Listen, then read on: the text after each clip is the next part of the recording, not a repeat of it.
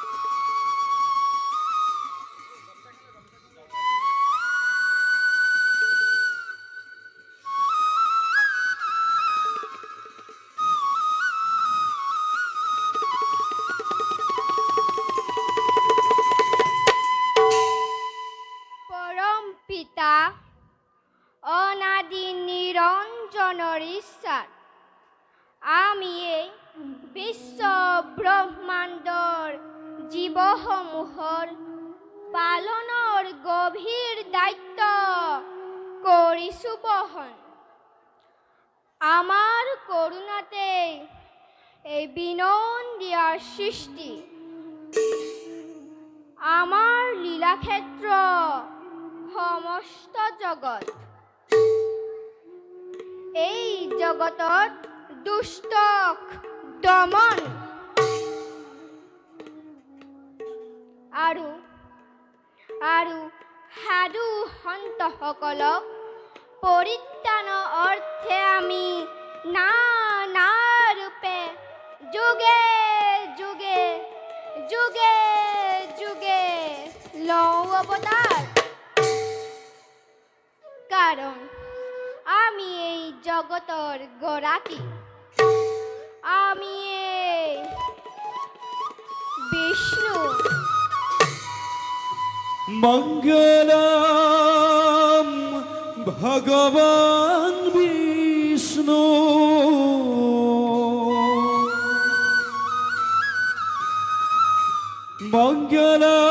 মঙ্গলম গরুড়ধ্বজ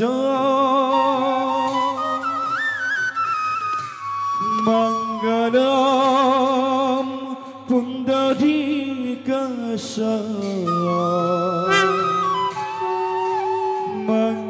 মঙ্গলম তনু হরি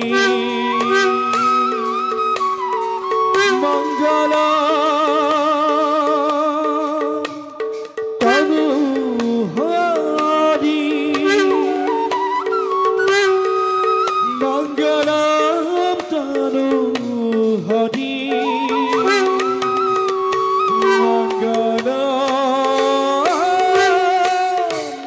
তনু হরি।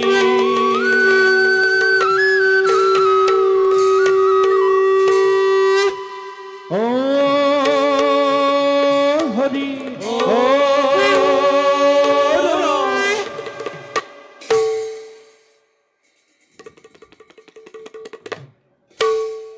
হে নারায়ণ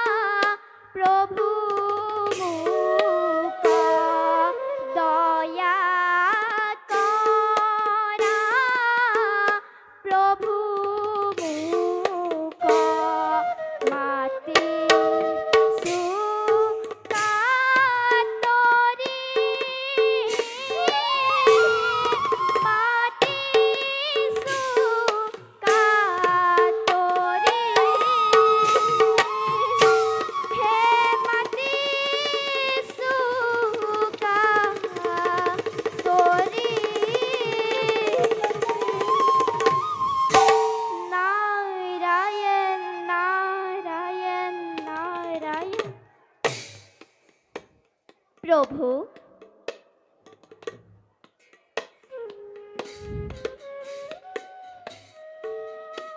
প্ৰভু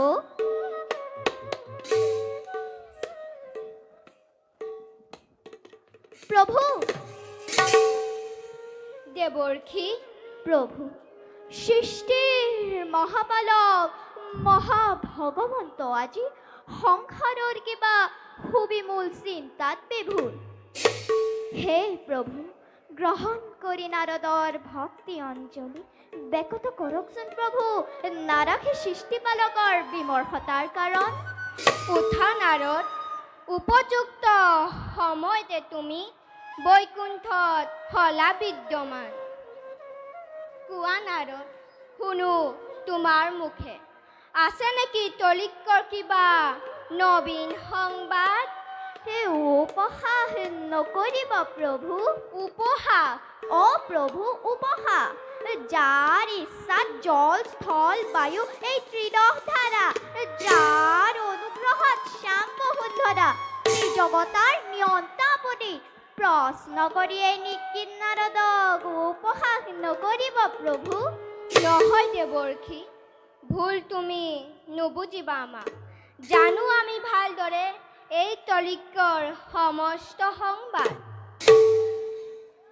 কিন্তু চাতুৰ্যতাৰ সাক্ষাৎ প্ৰতিমূৰ্তি তুমি প্ৰভু তোমাৰ চাতুৰ্যতাপূৰ্ণ বক্তব্য শুনি বিমল আনন্দ পাওঁ আমি সেয়েহে লীলাম জগত পালকে আজি এই নিকিন নাৰদকো কৰিছে চালনা নাৰায়ণ নাৰায়ণ দেৱৰ্ষি বাৰু প্ৰভু এইবাৰ ত্ৰেতা যুগত লীলাময় জগত পালকে কি লীলামালাৰ কৰিব সূচনা তাৰ বাতৰি ল'বলৈহে নাৰদৰ আজি বৈকুণ্ঠলৈ আগমন প্ৰভু কওক প্ৰভু অন্ধকাৰত নাৰাখিব ভক্ত আপোনাৰ শুনা তেনেহ'লে এইবাৰ মনুষ্যৰূপে ধৰি অৱতাৰ মানৱীয় লীলামালা কৰি সম্পাদন ভক্তগণক কৰিম ৰক্ষণ কিন্তু প্ৰভু এই ক্ষেত্ৰত পদে পদে লাগিব তোমাৰ সহায় নাৰায়ণ এতিয়া যোৱা তুমি সময়ত আমি তোমাক কৰিম স্মৰণ ভাল প্ৰভু পুনশ্চবাৰ সেৱা জনাই এবে মাগিলো বিদায় হে বৈকুণ্ঠ ভৱনে হে দেখিলো নয়নে দেৱনাৰায়ণ হৰি প্ৰভুৰ আতুল চৰণতে শুনৈনো পূৰ্বতে ৰুণুজো নুজুনো কৰি ৰুণুজো নুজুনো কৰি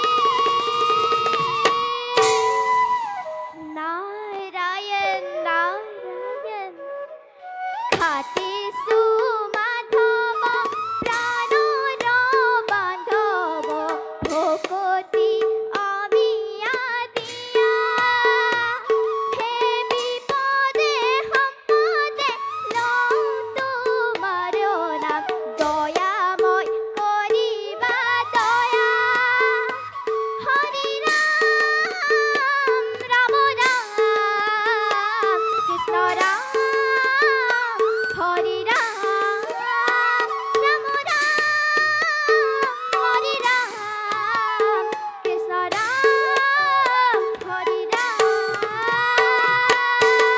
ৰাম ৰাম ৰাম ৰাম নাৰায়ণ নাৰায়ণ নাৰায়ণ যাওঁ মই ভক্তগণক উদ্ধাৰ হেতু নিষ্কৰ্তব্যত হওঁ অগ্ৰসৰ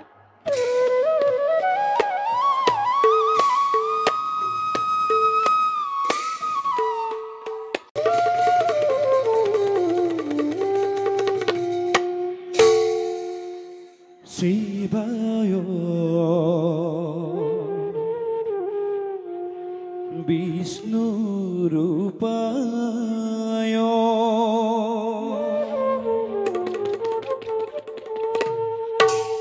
বিষ্ণুৱে শিৱ ৰূপিণে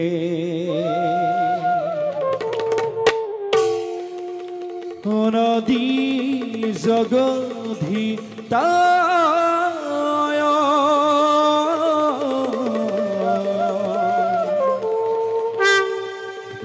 নমো হৰি হৰত মানে নমো হৰি হৰত মানে নমো হৰি হৰত মানে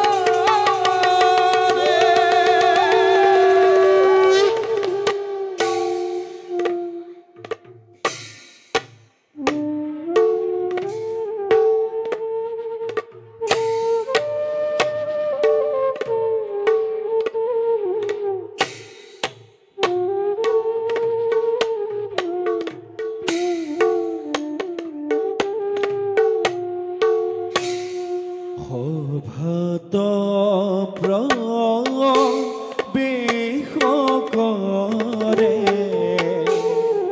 দেৱ দিগম্বৰ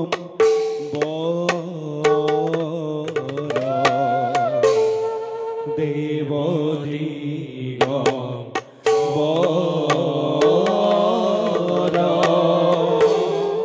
ককালে বা ঘৰ চাল দেখি মনো হৰ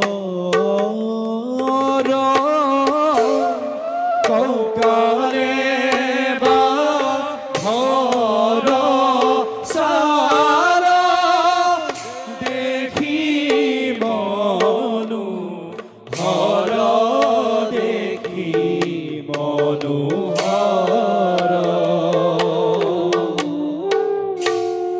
কতু ক্ষণে পাইলা গয়া কইলা সখী হৰ কইলা সখী হৰ হৰ হৰ মহাদেৱ বোলা সৰ্ব নৰ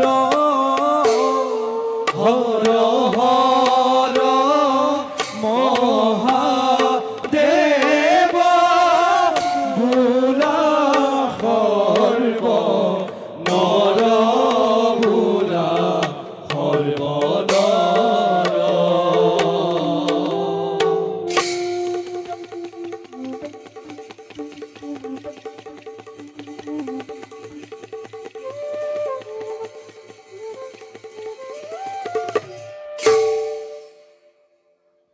দিব্য শুভ্ৰ জ্যোতিৰে জ্যোতিষ্মান প্ৰকৃতি নান্দনিক সৌন্দৰ্যৰে মহিয়ান কৈলাসৰ এই শুভ্ৰ শেখৰতে বাস কৰোঁ আমি জগতৰ ঈশ্বৰ দৰিদ্ৰ শংকৰে পৰম ব্ৰহ্মই আমাক কৰিছে স্বজন জীৱ সংসাৰৰ হেতু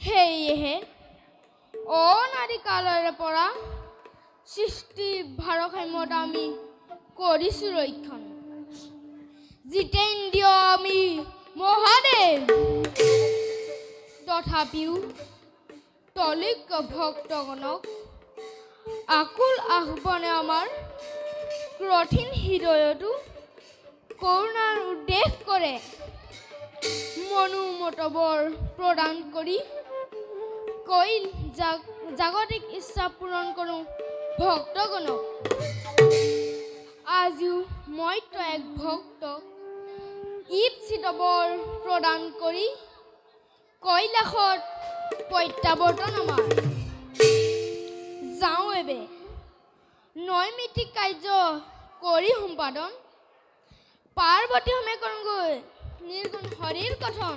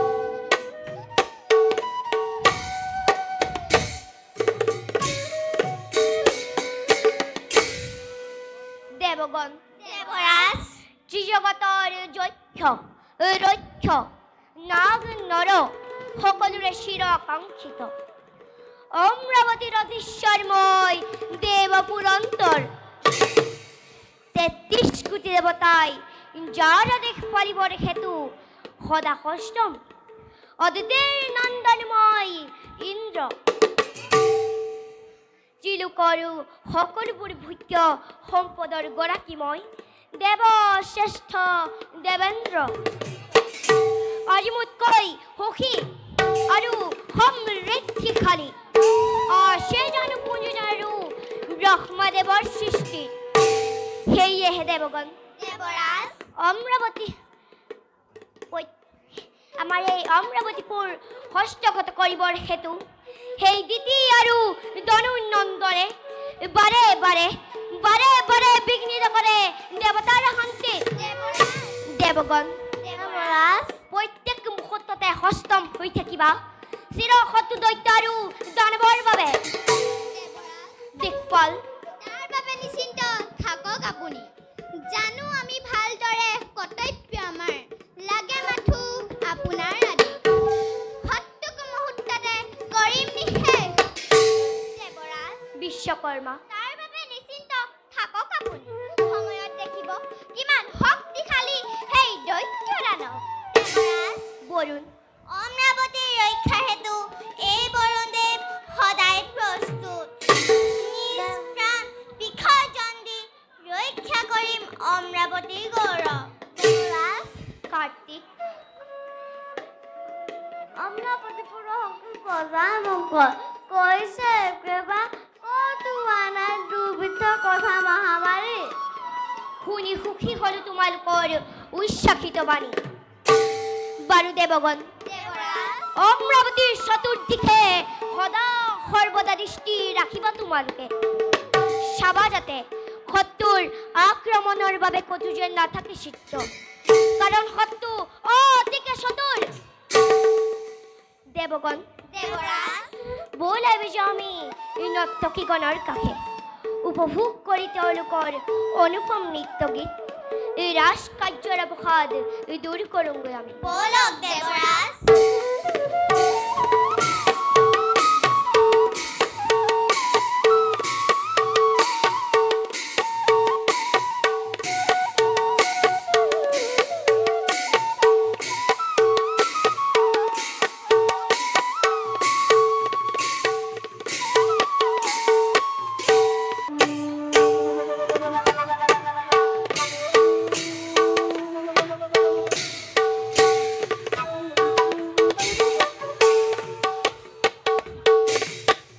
আৰে প্ৰবেশিলা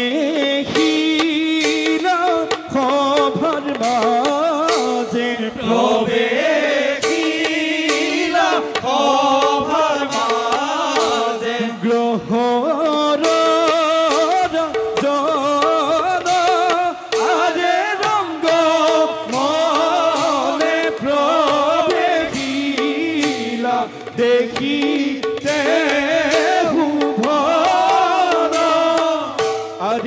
এহি মতে পাইলা গয়া খবৰ ভিতৰ আৰে ৰাম হৰি ৰাম হৰি বোলা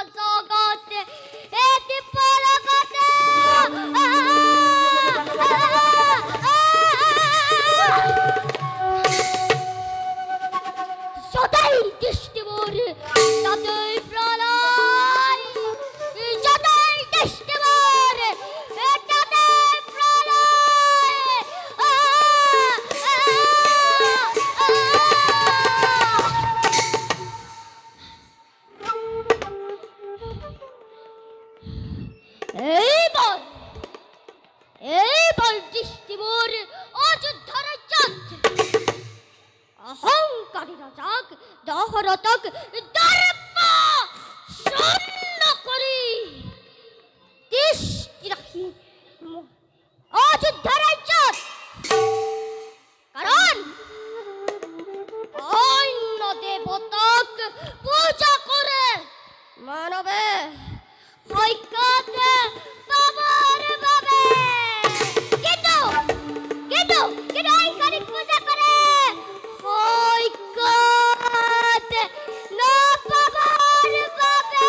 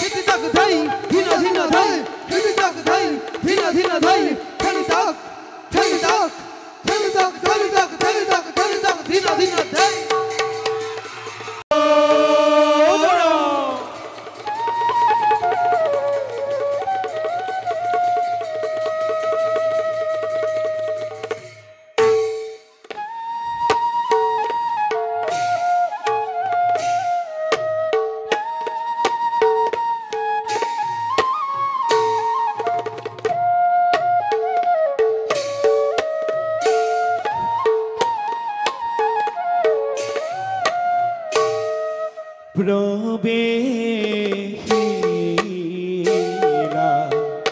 দশৰথ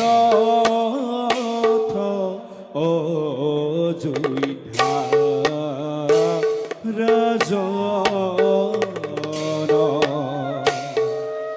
সংগে চৰে মহামন্ত্ৰী সুমন্ত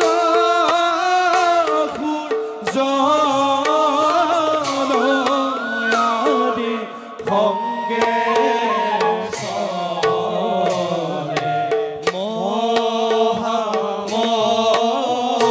মহামন্ত্ৰী সুমন্ত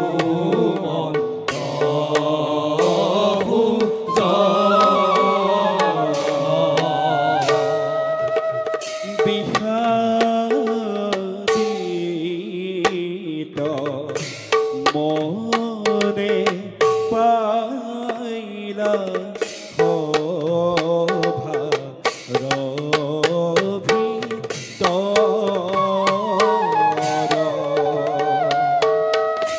ৰাম হৰি ৰাম হৰি বোলা নিৰন্তৰ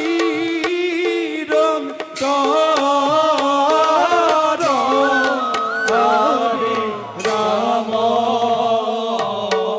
হৰি ৰাম হৰি বোলা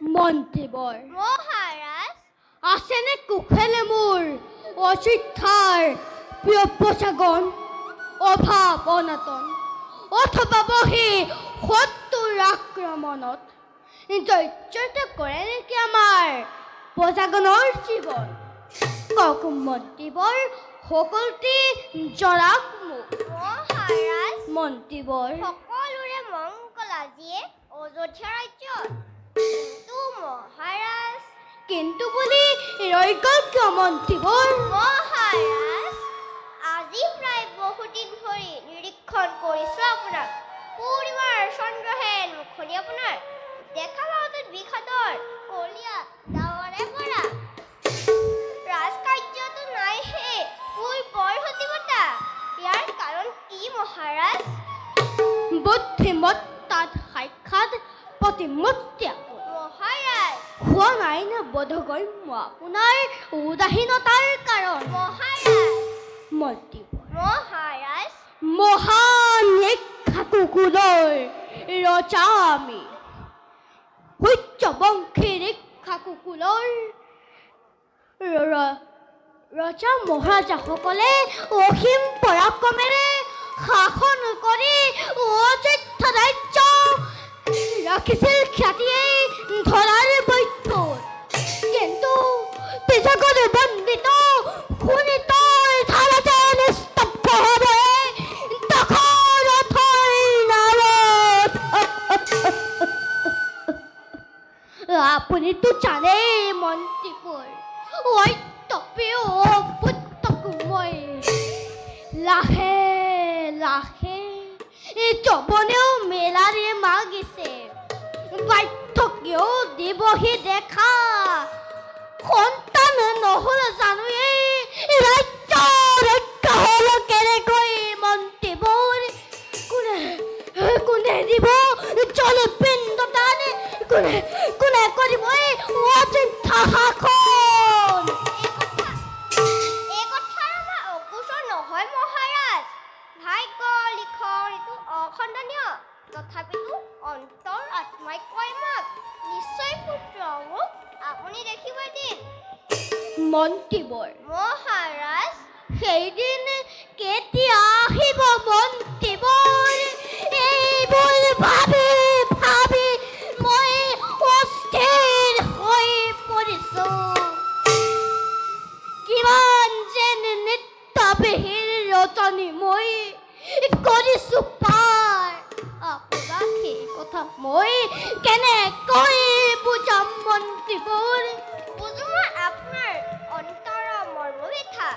বুজি পাওঁ উদ্বেগৰ কাৰণ, কিন্তু সদ্যহতে আপুনি সন্তান চিন্তা কৰি চিন্তা কৰক নিজ পুত্ৰ সদৃশ অযোধ্যাৰ শত শত প্ৰজাকৰণৰ কথা। মন্ত্ৰীবৰ মহাৰাজ, কি হ'ল মোৰ অযোধ্যাৰে প্ৰজাকৰণৰ? কিবা সংগতে তেওঁলোকক কৰিছা নেকি জোৰা? হয় মহাৰাজ, সুজলা সুফলা শস্য শ্যামলা অযোধ্যাৰ আজি মৰুভূমিলৈ পৰিণত হ'বলৈ বেছিদিন নাই মহাৰাজ। পঞ্চবৰ্ষে অনাবৃষ্টিৰ ফলত অযোধ্যাৰ বিশেষকৈ দক্ষিণ প্ৰান্তত প্ৰজাকনে অন্নৰ অভাৱত পৰি এই ৰাজ্য ত্যাগ কৰিবলৈ কৰিছে আৰম্ভ। ইয়াৰ কিবা এটা ব্যৱস্থা কৰক মহাৰাজ। কি ক'লে মন্ত্ৰীবোৰ? অযোধ্যাতে এনে অৱস্থা? নাৰায়ণ নাৰায়ণ, প্ৰণাম দেৱঋষি, প্ৰণাম। মহামন্ত্ৰীৰ সুমন্ত কথা একেবাৰে সঁচা মহাৰাজ দেৱঋষি। প্ৰজাগণৰ কথাটো দূৰৰে কথা, আজি দক্ষিণ অযোধ্যাত শুনিবলৈ নোপোৱা হৈছো পশুপক্ষীৰ মাত। সকলোৱে তোমাক ধিক্কাৰ দি অযোধ্যা ত্যাগ কৰিছে চিৰদিনলৈ। ইয়াৰ কিবা এটা ব্যৱস্থা কৰোঁ সূৰ্যবংশী ৰজা দশৰথ। নহ'লে কি দেৱঋষি? নহ'লে অযোধ্যা নামৰ শ্মশানৰহে ৰখীয়া হ'ব লাগিব তুমি। দেৱঋষি, জন্মভূমি ত্যাগ কৰি অযোধ্যাবাসীয়ে ত্যাগ কৰি পক্ষীগণে ধিক্কাৰ দি জাতিয়ে ৰাজা দশৰথ।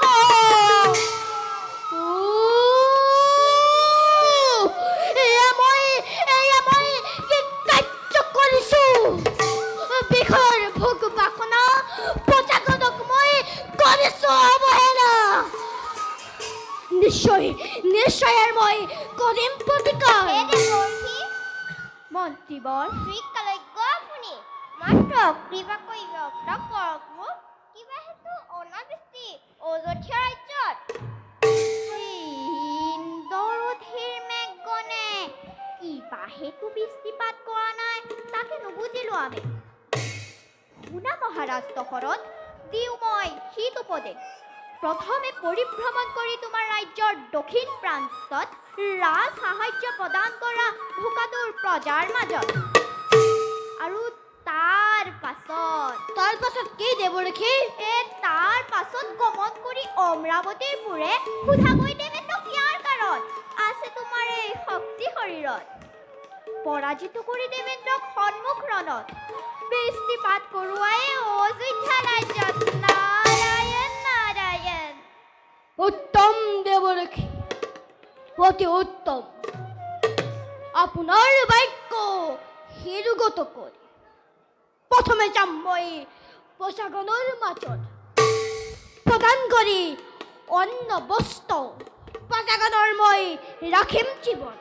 তাৰ পিছত যাম ভালদৰে কিবা হয়তো বৃষ্টিপাত নগৰ দেৱেন্দ্ৰই আমাৰ এই অযোধ্যা ৰাজ্যত প্ৰলয়ৰ ধুমুহা বৈ অমৰাৱতী ফুৰে বাধ্য কৰাম দেৱেন্দ্ৰক বৃষ্টিপাতৰ হেতু।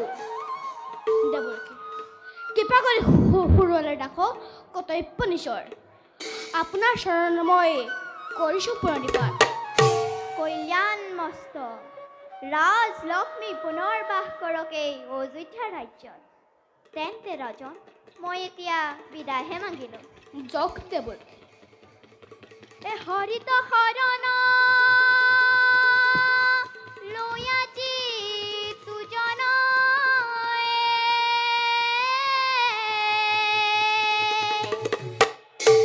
হৰিৰ চৰিত্ৰ শ্ৰৱণ কীৰ্তন কৰা। হৰিৰ চৰিত্ৰ শ্ৰৱণ কীৰ্তন কৰা। নাৰায়ণ নাৰায়ণ নাৰায়ণ। মন্ত্ৰীবোৰ মহাৰাজ, ফুলেন দেৱঋষিৰ বাণী। এবে চাও বলো আমি অযোধ্যাৰ দক্ষিণ দিশলৈ। বলক মহাৰাজ।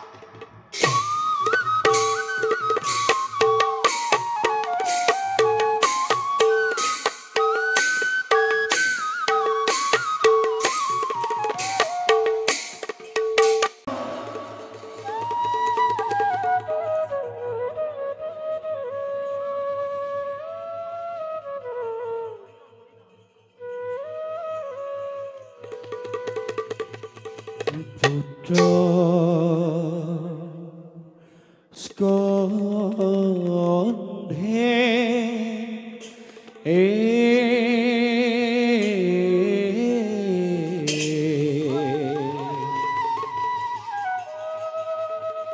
চলি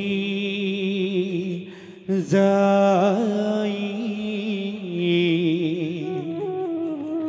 অন্ধ মুনি বৰ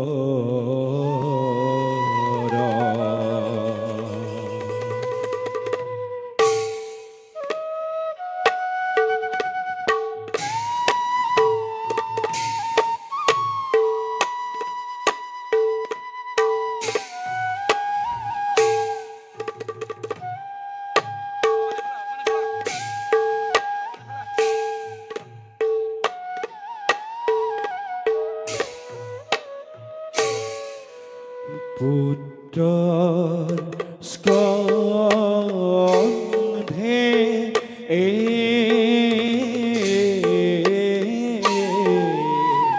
চলি যাই অন্ধ মুনি বৰ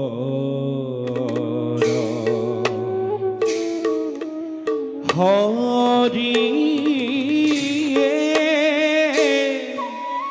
সঙ্গে চলে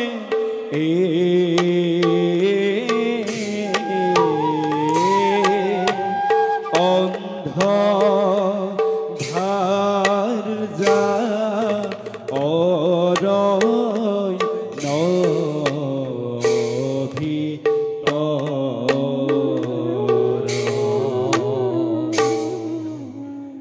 পিতৃ ভক্ত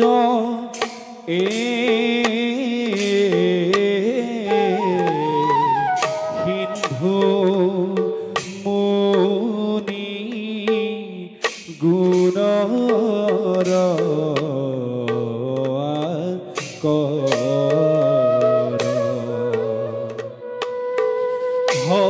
হৰিয়ে রাম হরি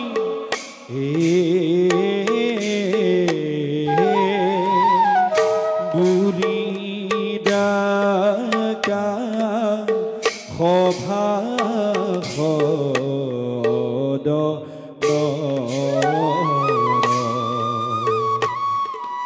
হরিয়ে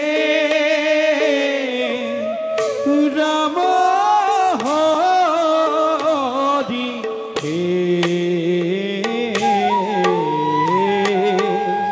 বুড়ি ডাকা সভা সদ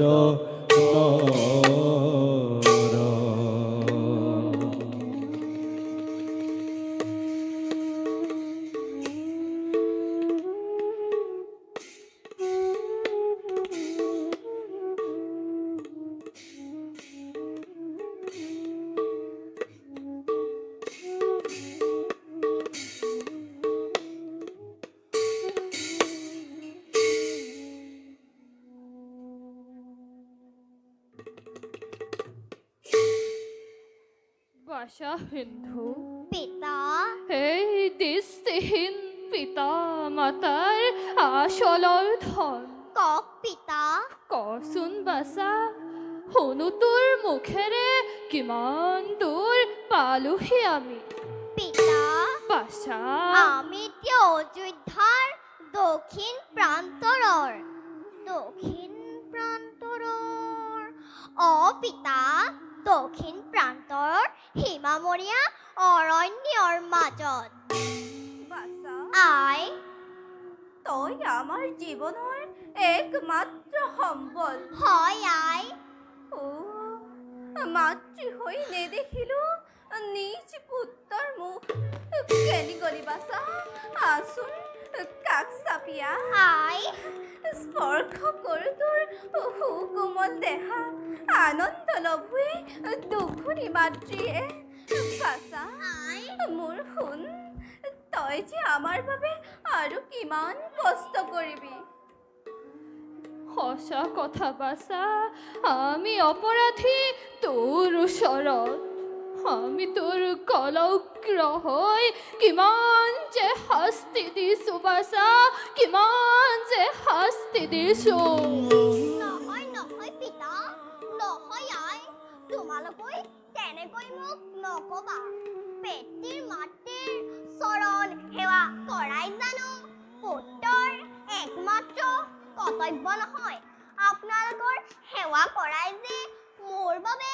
কিমান আনন্দ কথা এয়া আপোনালোকক বুজাম কেনেকৈ বাছা আই সেৱা কৰাৰো এটা বয়স আছে বাছা এই কোমল বয়সতে তই যে কিমান কষ্ট কৰিছ সেয়া আমি কেনেকৈ সহ্য কৰোঁ বাছা মইনো কি কষ্ট কৰিছো আই পিতাৰ বাবে বিৰণ দিয়া সৃষ্টি দেখিলো যি মাতৃয়ে 10 মাহ 10 দিন গৰ্ভত ৰাখি বক্ষৰ অমৃতেৰে মোক ডাঙৰ দীঘল কৰিলে তাৰ প্ৰতিদান জানো কোনো পুত্ৰই খুজিব পাৰিব কেতিয়াও নোৱাৰে পিতা কেতিয়াও নোৱাৰে আই বাছা তই বৰ ডাঙৰ ডাঙৰ কথা ক'বলৈ শিকিলিও বাছা হেৰা জীৱনেই শিকাইছে তোৰ যি সময়ত তোৰ সমনীয়াই হাঁহি ধেমালি ৰং ৰহস্যৰে জীৱন উপভোগ কৰিছে সেই সময়ত তই আমাক জীয়াই ৰাখিবলৈ জীৱন সংগ্ৰাম কৰিছ হাবিয়ে বননিয়ে ফল মূল বিচাৰিছ দুৱাৰে দুৱাৰে ভিক্ষা মাগিছ কেতিয়াবা ভোকত কেতিয়াবা অনিদ্ৰা তোৰ দিন পাৰ হৈছে পিতা যাৰে জহে ৰদে বৰষুণে তিতি বুঢ়ী তই আমাক কিয় জীয়াই ৰাখিছ বাছা তই আমাক কিয় জীয়াই ৰাখিছ নহয় পিতা অন্ধ হলেও আপোনালোকৰ প্ৰশ্ৰায়ত থাকি মই সাহস পাওঁ পিতা আপোনালোকৰ অবিহনে মই তেনে নিথৰা হৈ পৰিম বাছা বাছা বাছা বাছা বুলি শুনো যেতিয়া এষাৰি মাত সেয়া মোৰ হাত পৰি যায় পিছে পিতা আৰু আই বাছা ব'লা আমি নিজ লক্ষ্যস্থানে যাওঁ বল বাছা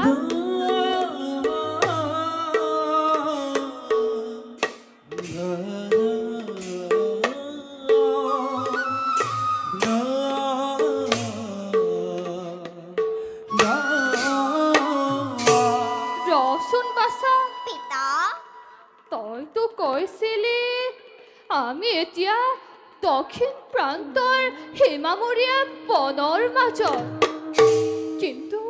কিন্তু ক'ত বাছা শুনা নাই ক'তো পক্ষু পক্ষীৰ মাত সন্ধিয়া নামি আহিল নেকি ধৰাৰ বুকুলৈ নহয় পিতা নহয়তো সন্ধিয়া সময় পঞ্চবৰ্ষে অনাবৃষ্টিৰ বাবে দুৰ্ভিক্ষই দেখা দিছে অযোধ্যা ৰাজ্যত ফল মূল অন্নৰ অভাৱত সকলোতে এৰিছে ৰাজ্যত প্ৰজাসকলৰ লগতে বনৰ পশু পক্ষীও দেখান্তৰ দিছে পিতা যে মহাৰাজ দশৰথৰ বাবে এনে ৰাজ্যত ঘটিছে ঘোৰ অমংগল বাছা আমাৰ শ্ৰীফলা আশ্ৰমতো হৈছে নেকি ফল মূলৰ অভাৱ?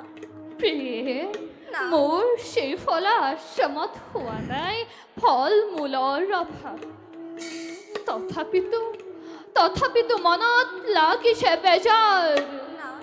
ৰজা দশৰথৰ কুকৰ্মৰ বাবে আজি শান্তিপ্ৰিয় প্ৰজাগণে ভোগিছে নিকাৰ। ঠিক দশৰথ, ঠিক তোৰ জীৱন। শান্ত হওক স্বামী। পবিত্ৰ ইক্ষ্বাকুকুলত জন্মগ্ৰহণ লৈ অপবিত্ৰ কৰিলি বংশ। দুবালি নৰকত তই সুপৰিপুৰুষ। কিয় তই ৰাজদণ্ড অত্যাপিও কৰি আছ ধাৰণ? শান্ত হওক পিতা, উত্তেজিত নহ'ব আপুনি। এতিয়া বলক আমি নিজ আশ্ৰমলৈ যাওঁ। বল বাছা, বল প্ৰিয়ে, আমি এতিয়া নিজ আশ্ৰমলৈ যাওঁ।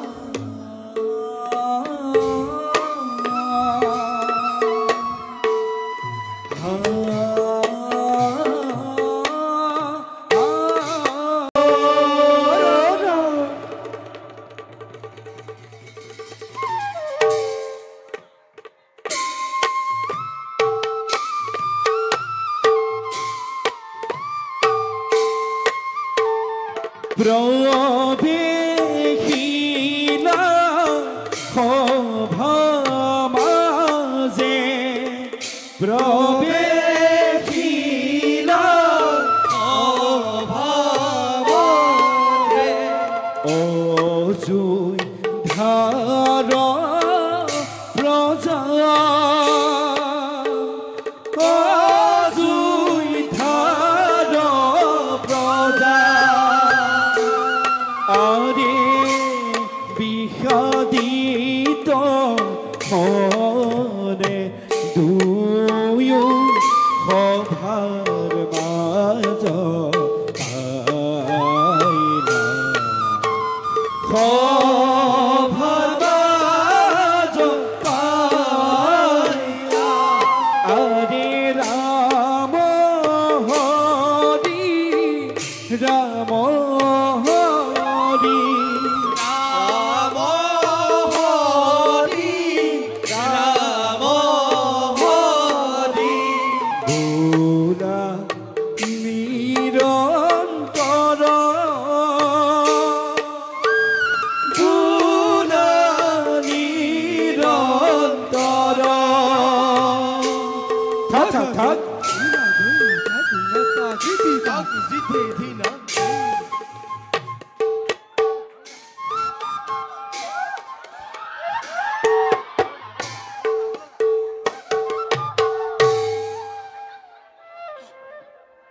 বুজিছ মনবৰ? ক'লেহে বুজিম, নকলে কেনেকৈ বুজিম? এই মানুহজনক লাজপাক যেনিবা যেনে তেনে দিহা এটা লগালো দেই। অযোধ্যাত থকা হ'লে চাগে ইটালৰ প্ৰাণদা ওলালেহেঁতেন। বল বল, ঘৰতে কেইপল নাম লাগটো আছে, সেইখিনিকে লৈ সেই পশ্চিমত থকা পৰিয়ালটোৰ কাষলৈকে যামগে বল। চকুৰ আগতে যে কেনেকৈ যে দিনবোৰ সলনি হৈ গ'ল। আগতে অজয় মহাৰাজৰ দিনত এইখন ঠাই যে কম ভোগ কৰিলো নে? মাছ, কাছ, গাখীৰ, মাখন, হেৰ বিধে বিধে ফল মূল। তোক ক'লো নহয়, ফল মূল পকি গছৰ তল ভৰি থাকে, সেইবোৰ কোনো মুখতে নিদিয়ে। একেবাৰে সতেজ ফলে খাইছিলো। কৰ দিন যে কলৈ গ'ল। তাই ঠিকে কৈছ মঞ্জাংগাইটি।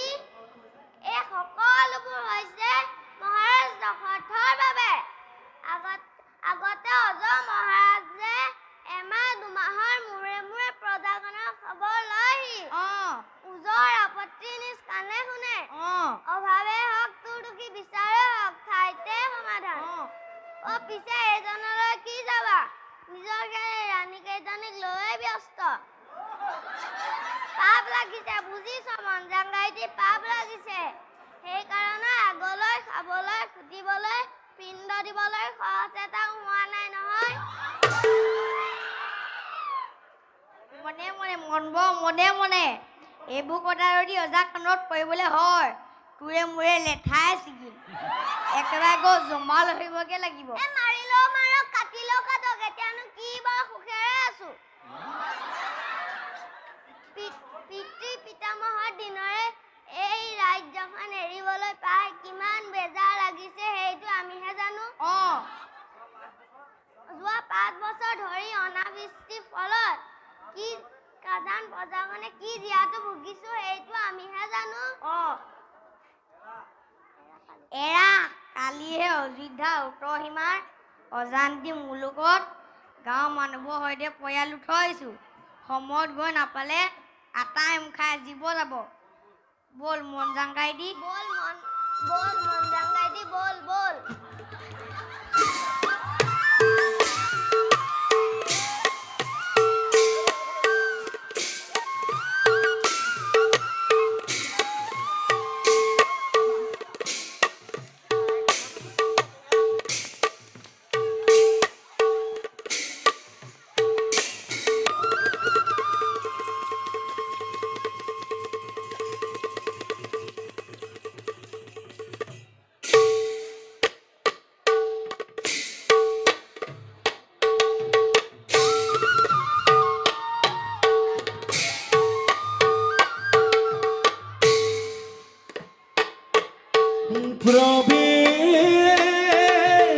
প্রবেশিলা সভার মাঝে অযোধ্যার রাজা আরে ধীরে ধীরে চলি মন নাহি স্থিৰ আৰে এহি মতে পাইলা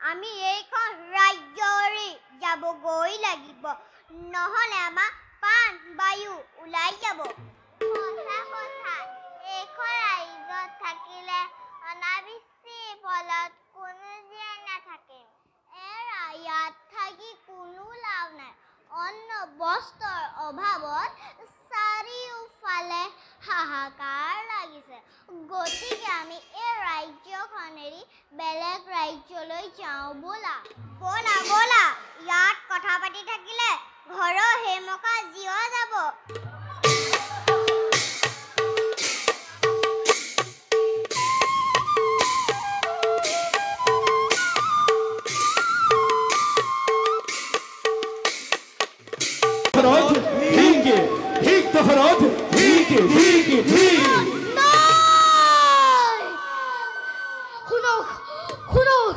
শুনক মন্ত্ৰীবোৰ সাধাৰণ পৰ্যায় ধিক্কা দিছে মোক অপদাৰ্থ বুলি চতুৰ দেখে শুনো মই দেখ ৰাজা দখলত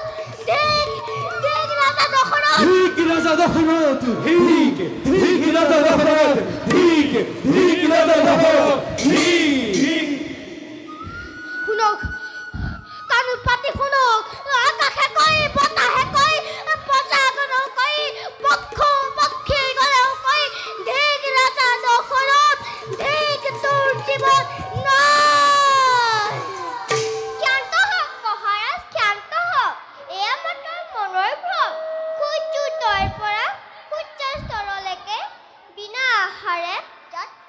বাবে আপুনি হয়তো শাৰীৰিক আৰু মানসিকভাৱে দুৰ্বল হৈ পৰিছে। গতিকে মহাৰাজ বলক ঘূৰি যাওঁ আমি ৰাজকাৰেঙে বিশ্ৰামে আনি দিব প্ৰাণ সচিবতা। মন্ত্ৰীবোৰ মহাৰাজ বিশ্ৰাম মহাৰাজ বিশ্ৰাম বিশ্ৰাম শেষ হলো মন্ত্ৰীবোৰ বিশ্ৰাম কৰি কৰি বিষয়ৰ ভোগ বাসনা কৰি কৰি পচাগতক ঠেলি দিলো মই মৃত্যুৰ মুখলৈ। কিন্তু এইবাৰ সতৰ্ক মই এই দুবেলাতে যাত্ৰা কৰি মই অমৰাৱতীপুৰে বাধ্য কৰাম দেৱেন্দ্ৰক বৃষ্টিপাতৰ হেতু। আপুনি চাওক মন্ত্ৰী, মই নথকা অৱস্থাত পতাকানো পালেও ভালদৰে আদেশ ৰাজ্য মহাৰাজ।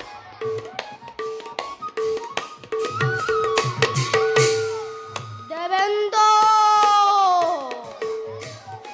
অহংকাৰৰ শিখৰৰ পৰা নামিবলৈ প্ৰস্তুত হ। গৈ আছো ৰাজা দশৰথ অমৰাৱতীপুৰে।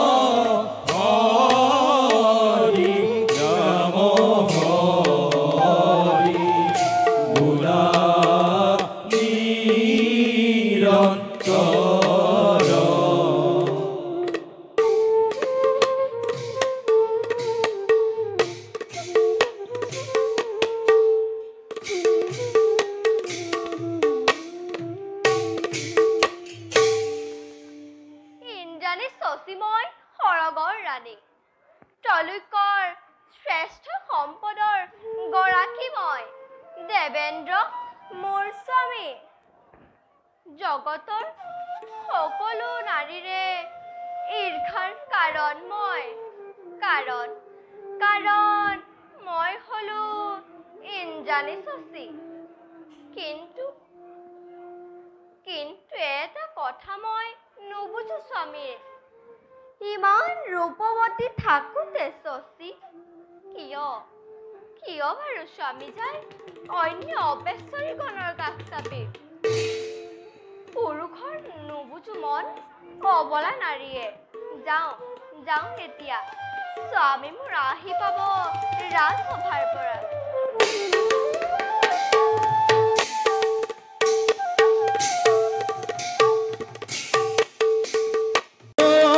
জয় দৈত্যৰাজনৰ জয়।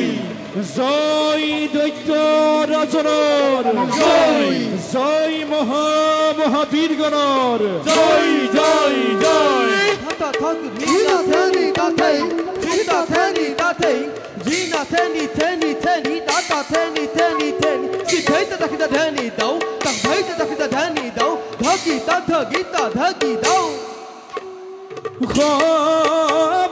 মাজে প্ৰৱেশিলা দৈত্য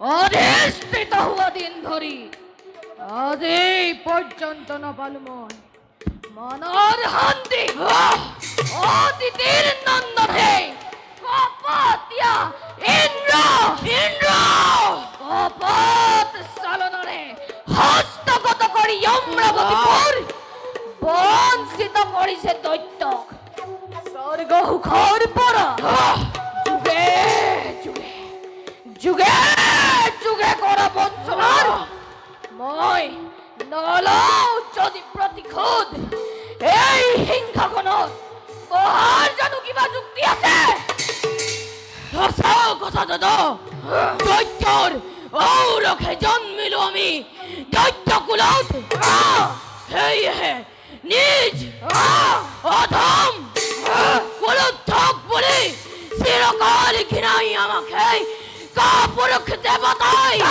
দেৱতা সেয়েহে আজ্ঞা দিয়া দাদা আক্ৰমণ কৰি অমৰাৱতীপুৰ ধ্বংস কৰি ইন্দ্ৰত্ব দেখুৱাও দানৱৰ শক্তি কিমান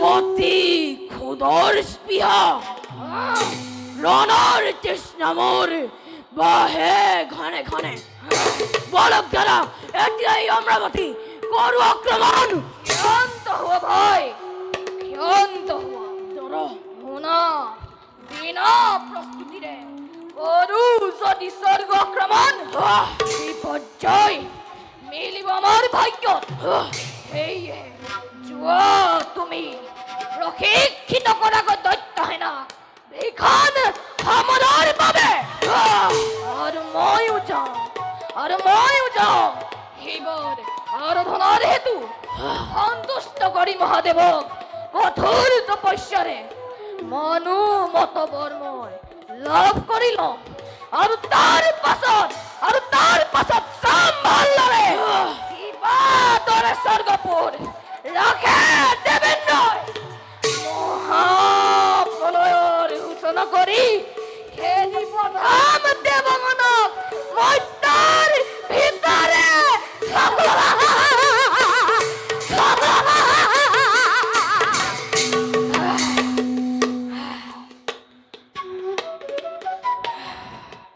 কিন্তু দাদা যদিহে নিদি আহিবই মনোমতবৰ তেতিয়া তেতিয়া যত আছে শিৱভক্ত এই জগতৰ মাজে আছে যত বিষ্ণু ভক্ত এই বিশ্ব ব্ৰহ্মাণ্ডত সকলোকে ধৰি আনি জ্বলন্ত অগ্নিত মই কৰিম নিক্ষেপ আৰু সিমানতো যদি মহাদেৱ নহয় সদয় তেতিয়া স্বয়ং ব্ৰহ্মা বিষ্ণু আৰু মহেশ্বৰক ধৰি আনি বলিদিম যজ্ঞ কুণ্ডত মই হম ত্ৰৈলোক্যৰ জাগ্ৰত ঈশ্বৰ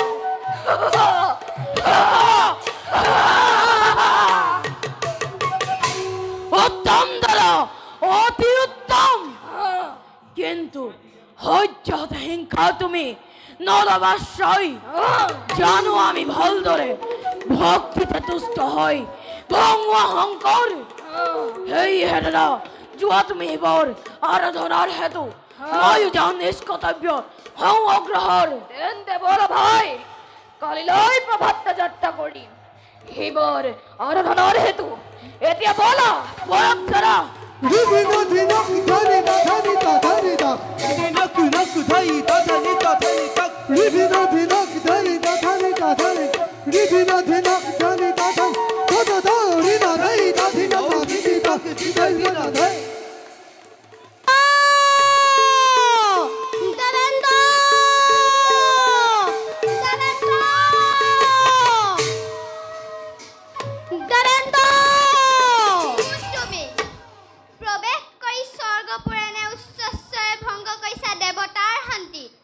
আৰু দেৱৰাজৰ প্ৰমোদ কক্ষত প্ৰৱেশৰ অনুমতি কোনে দিলে তোমাক উচিত শাস্তি পাবা যে দিকপালৰ হাতত বেশ অস্ত্ৰ ধৰা তোমাক পৰাজয় কৰি সন্মুখিত সময় দেৱৰাজ ইন্দ্ৰৰ বেশ তেন্তে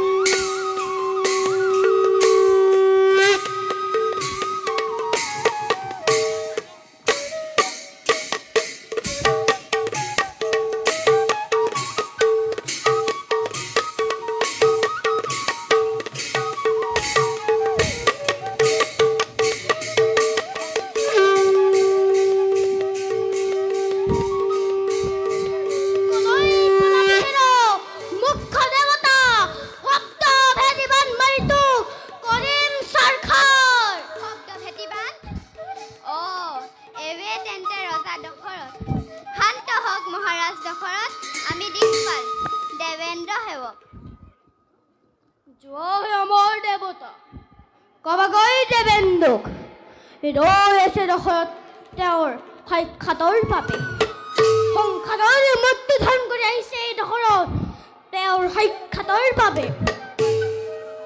চাৰখাৰ কৰি দিব এই অমৰাৱতীপুৰ অৱশ্যে জনাম দেৱেন্দ্ৰ আপোনাৰ আগমনৰ বাৰ্তা ক্ষন্তেক অপেক্ষা কৰ সৌ দেৱতাৰ অতিথিশালত বেশ অপেক্ষা কৰিম মই ক্ষণিকৰ বাবে কবাগৈ দেৱেন্দ্ৰক ধৈৰ্য ছুটি নঘটাই যেনে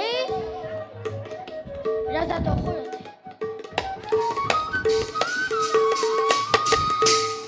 যাওঁ শীঘ্ৰে জনাম মই দেৱেন্দ্ৰক ৰজা দশৰথৰ আগমনৰ বাৰ্তা নহলে দশৰথ নামৰ এক প্ৰচণ্ড বিপৰ্যয় ধুমুৱাই স্বৰ্গপুৰ কৰিব ধ্বংস দেৱেন্দ্ৰ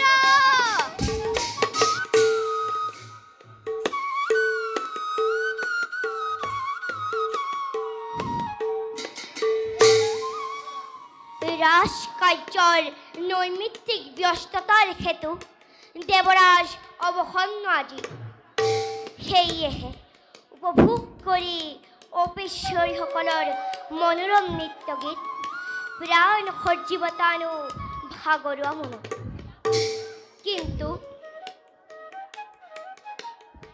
কিন্তু এয়া কি দিকপাল প্ৰণাম দেৱৰাজ এয়া কি হৈছে দিকপাল দেৱৰাজ মূৰ্খ দৰাচৰণ নকৰিবা দিকপাল দেৱৰাজ অপৰাক্ষ বেলাহি হ'ল উপস্থিত তেনেস্থলত প্ৰমোদ কক্ষত গন্ধৰ্বগণৰ সমেত ঐদ্যপিও নৰ্তকীগণৰ নাই দেখা দেখি তুমি হেন দিকপাল থাকোঁতে সিহঁতৰ ইমান সাহ হ'ল কেনেকৈ? দেৱৰাজকো দেখিলে অপেশ্বৰীগণে দেৱৰাজ, তেওঁলোকৰ নাই অপৰাধ। আপোনাৰ মনোৰঞ্জনৰ বাবে কৰোঁতে ব্যৱস্থা গমিলে স্বৰ্গপুৰৰ ৰজা দশৰথ অযোধ্যাৰ নিপতি। বৰ্তমান অপেক্ষাৰত তেওঁ দেৱতাৰ অতিথিশালাত। আপোনাৰ সাক্ষাতৰ বাবে তেওঁ জনাইছে প্ৰাৰ্থনা। দিকপাল দেৱৰাজ, প্ৰমোদৰ সময়ত নকৰে সাক্ষাৎ কাকোৱে দেৱপুৰন্দৰে আৰু নিচিনময় দশৰথ নাম ফেৰি কোনো মত্যৰ নিপতি। পৰাক্ৰমী সূৰ্যবংশী ৰজা দশৰথ অযোধ্যাৰ নিপতি প্ৰধান। জানে তেওঁ শব্দ ভেটিবান। জানে তেওঁ শব্দ ভেটিবান। কি ক'লা? জানে তেওঁ শব্দ ভেটিবান। দেৱৰাজ, জানে তেওঁ শব্দ ভেটিবান। জানে তেওঁ শব্দ ভেটিবান। জানে তেওঁ শব্দ ভেটিবান।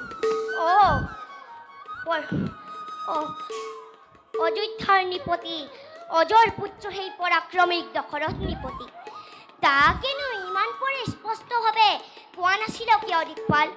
বলাই বেজা আমি তোৰ সাক্ষাতৰ বলক দেৱৰাজ।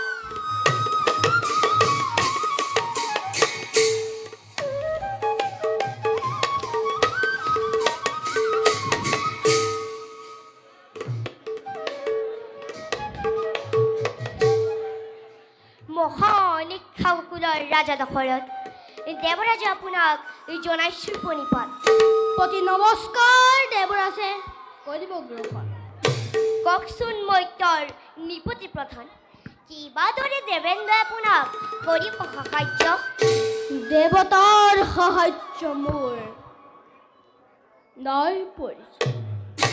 মাত্ৰ কওক আপোনাৰ অধীনস্থ মেঘগণে কিবা হেতু বৃষ্টিপাত কৰা নাই আমাৰ অযোধ্যা ৰাজ্য। জলৰ অভাৱত ভোট নিব লাগিছে নিকাৰ। আনকি পক্ষীগণে ত্যাগিছে অযোধ্যা ৰাজ্য চিৰ দিনলৈ। নকৰো যদিহে মই ইয়াৰ প্ৰতিকাৰ জানিব নিশ্চয় অমৰাৱতী হ'ব ধ্বংস। যথাৰ্থতে ক্ৰোধ স্বাভাৱিক আপোনাৰ, কিন্তু সেই মহান মত্যৰ নিপতি প্ৰধান এই ক্ষেত্ৰত দেৱৰাজে অক্ষমতা কৰিছোঁ স্বীকাৰ। ৰুক্মিণী নক্ষত্ৰ গ্ৰহপতি শনিৰ পূৰ্ণ দৃষ্টিৰ হেতু কৰা নাই মেঘগণে বৃষ্টিপাত আপোনাৰ ৰাজ্যত। সেয়েহে গমন কৰি গ্ৰহপতি শনিৰ পাশে অনুৰোধ সুমধুৰ বচনেৰে ব্যাহত কৰক পূৰ্ণ দৃষ্টি ৰোহিণীৰ পৰা।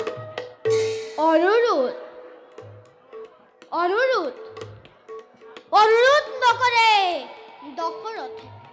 গ্ৰহপতি শনি বুলি নকৰে পুজৰ।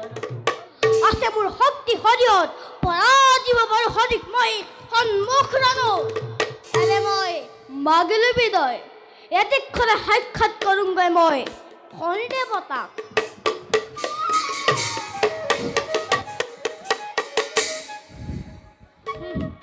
যা হেৰ অহংকাৰী ৰাজন, গ্ৰহপতি শনিয়ে কৰিব তোক যোগ্য সম্ভাষণ। বলা দিকপাল, দেৱৰাজ, অপেশ্বৰীসকলৰ গীত মাত উপভোগ কৰোঁগৈ। দেৱৰাজ, সুৰা যদি নাথাকে লগত আনন্দ লাভিব জানো কেৱল অপেশ্বৰী নৃত্য গীতত? যথাৰ্থৰে প্ৰকাশিলা মোৰ মনৰ ভাৱনা। বলা সুমধুৰ সুৰাৰ ব্যৱস্থা কৰোঁ। বলক দেৱৰাজ।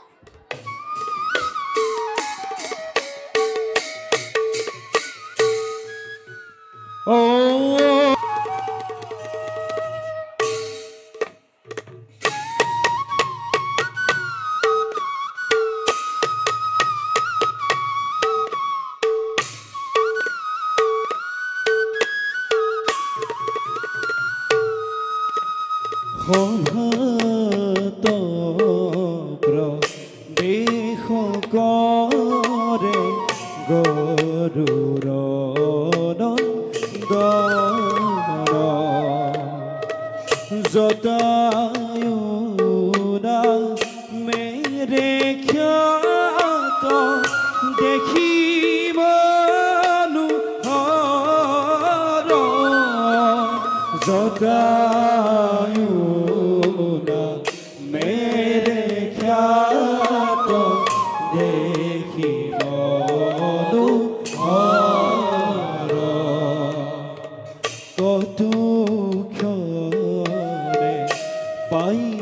গয়া সভাৰ ভিতৰ ৰাম হৰি ৰাম হৰি গুণানিৰন্তৰ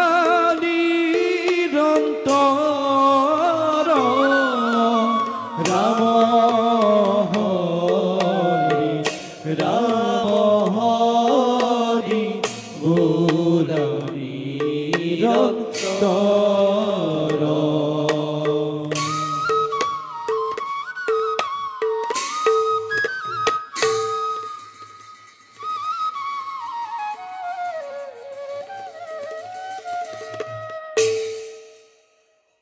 গৰুৰ নন্দন মই নাম মোৰ জটায়ু শ্ৰীৰামৰ কথা চিন্তি হেতু থাকো সৰ্বদা যাওঁ এবে নিষ্কৰ্তব্যত হওঁ অগ্ৰহণ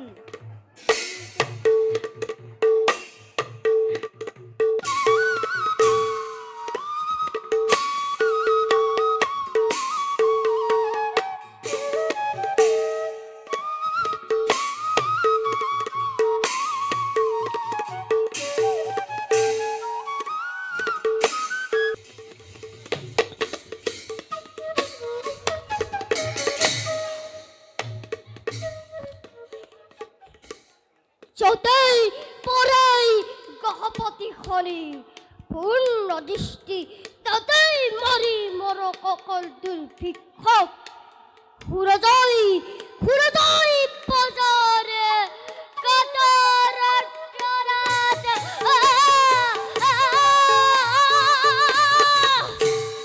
দেৱতা হৰি দেৱতা হৰি দেৱতা মোক শ্ৰদ্ধা পূৰ্বক কৰে সম্পূৰণ সঁচাকৈ যদি শ্ৰদ্ধাৰ প্ৰাপ্ত হোৱাহেঁতেন পালিহেঁতেন এই ৰাজা দশৰথ পতা শত গীতাঞ্জলি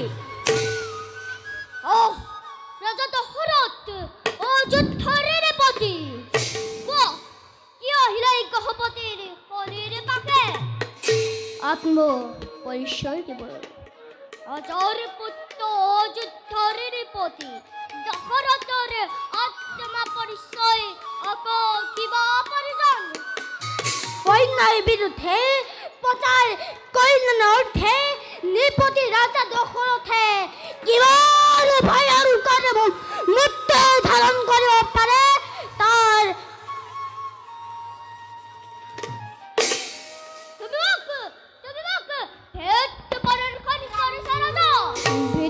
প্ৰদৰ্শন নহয় দেৱতাৰ প্ৰমাণ দিবলৈ কওকচোন ৰোহিণীৰ পূৰ্ণ দৃষ্টিত তোমাৰ ব্যাহত হ'ব কেতিয়া গহপতি নিশিস্বাধীন আৰু অমান্য মাধৱৰ ভিত্তি প্ৰদৰ্শনত নহয় গহপতিখনি নিশ্লক্ষৰ পৰা আঁতৰি যোৱা ৰজা আঁতৰি যোৱা হৰিৰ দৃষ্টিত আঁতৰি যোৱা যদি নাপাম স্বয়ং শিৱপুত্ৰ হৈছিল মণ্ডপত তাৰ স্থলত মধ্যৰ মানৱ হৈ বীৰত্ব প্ৰকাশ্য নকৰ প্ৰদৰ্শন যদি নাপাওঁ মই মোৰ প্ৰশ্নৰ সঠিক সমাধান প্ৰত্যাৱৰ্তন অসম্ভৱ মোৰ অহংকাৰ হৰিৰ দৃষ্টিত জলে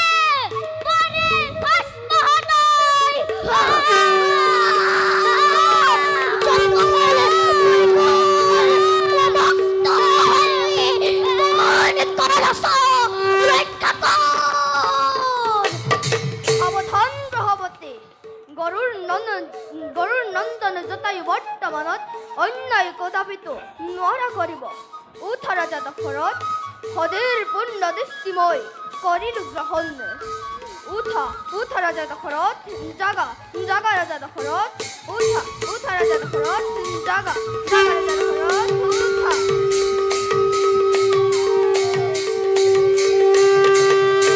শনি দেৱতা এইবাৰতো ৰক্ষা নাই গ্ৰহ ধন্য ৰাজন ধন্য গহপতি খনিয়ে কৰিলে পৰীক্ষা যাৰ পূৰ্ণ দৃষ্টিতে তলিকত উঠে তাহৰি কপনি যাৰ এতিক তথ্য জগতত হয় পলয়ৰ ঘূৰ সেয়েহে গহপতি আগত তুমি হৰহৰে হলা সন্মুখীন প্ৰশংসিছো বীৰত্বৰে তোমাৰ শুনা ৰাজন আদিত্য পুত্ৰময় গহপতি খনি তুমিও নিপতি বীৰ আদিত্য কুলৰে সেয়েহে তুমি মোৰ পৰমাত্মীয় কোৱা ৰজা দশৰথ যি লাগে ল'ব পাৰা মনোবতৰ বৰ গ্ৰহপতি অন্য বয়ৰ মই নাই পৰিছে মাত্ৰ কওক ৰোহিণীৰ পূৰ্ণ দৃষ্টিত বৃষ্টিপাত কৰক আমাৰ অযোধ্যা ৰাজ্যত সেই হ'ব মোৰ মনোবতবৰ সেয়ে হ'ব ৰাজনে এই মুহূৰ্ততে ৰোহিণীৰ দৃষ্টি মই কৰিলো ব্যাহত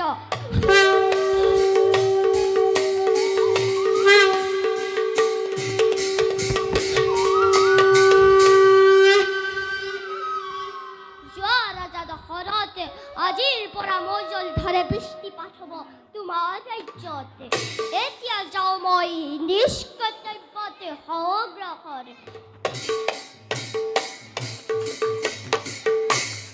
সেই দেৱ পক্ষীৰূপে টান কৰ্তা তুমি দিয়া তোমাৰ সত্য পৰিচয় সূৰ্যবংশী মহামানী ৰজা দশৰথ শ্ৰেষ্ঠ ভাই সম্পাতি পক্ষী ৰজা বিষ্ণুৰ চিন্তি পালি আছে পক্ষী কুলৰ সকলোটি প্ৰজা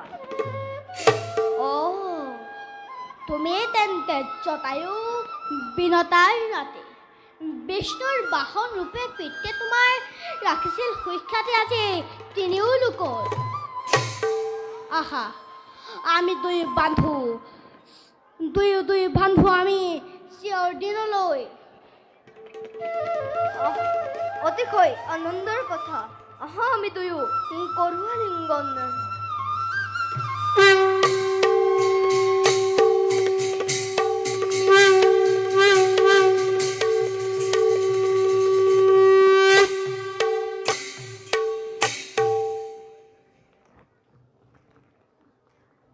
যাওঁ এতিয়া আমি বিশ্ৰামৰ হেতু বলা বন্ধু হৰি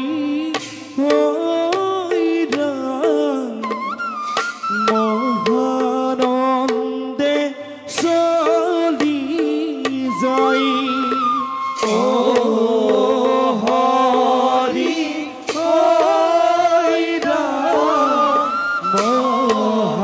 মহানন্দে চলি যাই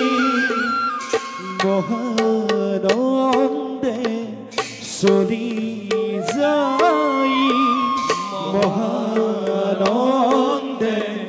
চলি যাই দশৰথ নৃপতি